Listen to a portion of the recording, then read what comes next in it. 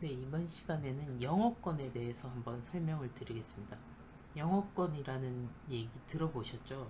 영어권은 뭐 예를 들어서 자기가 이 사업에 관련해서 권리금이라고도 보통 얘기하는데 시설 투자를 보통 합니다. 뭐 사업을 시작하면 시설 투자비 같은 거를 크게 돈을 들여서 음식점 같은 것도 하게 되면 고객들이 어느 정도 확보가 되고 몇 년 지나고 이러면 뭐 내 음식 맛을 보고 많이 오는 손님들도 쌓이고 이렇게 되면 이 음식점을 나중에 다른 사람한테 판매를 하게 되면 이 사업과 관련해서 권리금도 받을 수 있고 또 시설 투자에 의해서 뭐 형성된 대가 이런 것도 받을 수 있습니다. 이런 걸 통틀어서 영어권이라고 생각하면 됩니다.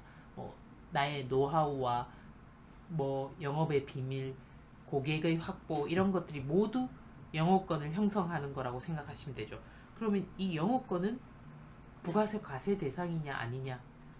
일반적으로 영어권은 부가세 과세 대상입니다. 그러니까 영어권이 두 가지로 나뉘는데 사업용 고정자산과 같이 사업용 고정자산은 뭐 말 그대로 토지 건물 그다음에 뭐 부동산에 관한 권리 이런 토지 건물하고 함께 권리금을 양도할 때는 이거는 양도소득세로 보셔야 됩니다. 이건 양도소득입니다.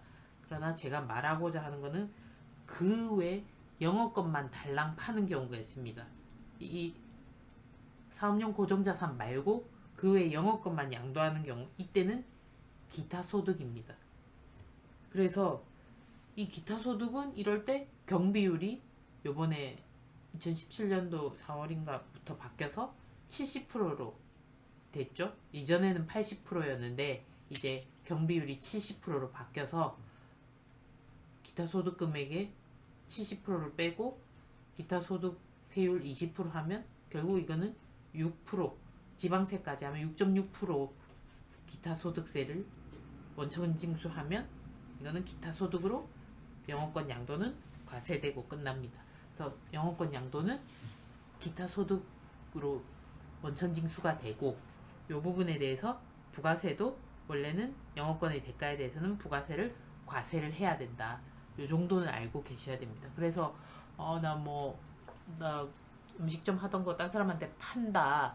팔 때 그러면 뭐 영어권 권리금만 받습니까?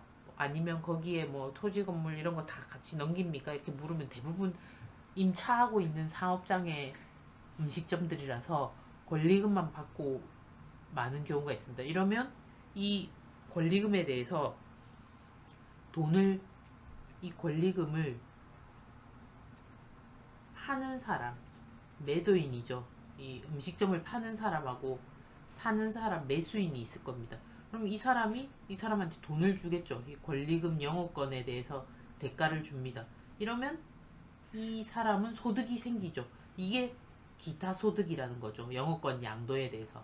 그래서 돈을 주는 사람이 기타 소득에 대해서 원천 징수를 6.6% 하고 나머지 금액을 매도인한테 돈을 주면 됩니다.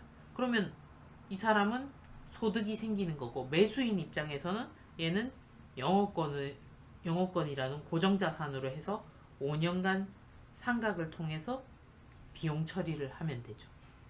그래서 이 구조를 기억을 하시라는 겁니다. 파는 사람 입장에서는 영어권을 달랑 팔았을 때는 이 사는 사람 입장에서는 돈을 줄 때 기타 소득 6.6%를 떼고 원천 징수한 6.6%뺀 나머지 금액을 돈을 주시면 되죠. 기타 소득으로 원천 징수하고 그리고 5년 동안 이 회사 입장에서는 비용 처리를 하면 됩니다. 어려울 거 없어요. 파는 사람 입장, 사는 사람 입장에서 어떻게 된다. 부가세와 소득에 대해서 어떻게 하셔야 된다. 요거 질문 들어오는 것들 대답을 해주셔야 됩니다. 그래서 일반적으로 이제 영어권이 그렇고 뭐 가끔 가다가 뭐 입회금 이런 거 문의도 합니다. 입회금 뭐 예를 들면 골프장 이런 거 일정 기간 있다가 입회금을 반환을 하는 경우에는 이거는 부가세 과세 대상이 아닙니다. 그러나 반환은 없는 입회금 골프장 입회금은 부가세 과세 대상입니다. 똑같은 뭐 예제로 우리 프랜차이즈 가맹비 이런 것들 반환 의무가 없잖아요. 그냥 프랜차이즈 본점에서 받아가면 끝입니다. 이런 반환 의무가 없는 가맹비는 당연히 부가세 과세 대상이니까 세금계산서 이런 걸 받아야 됩니다.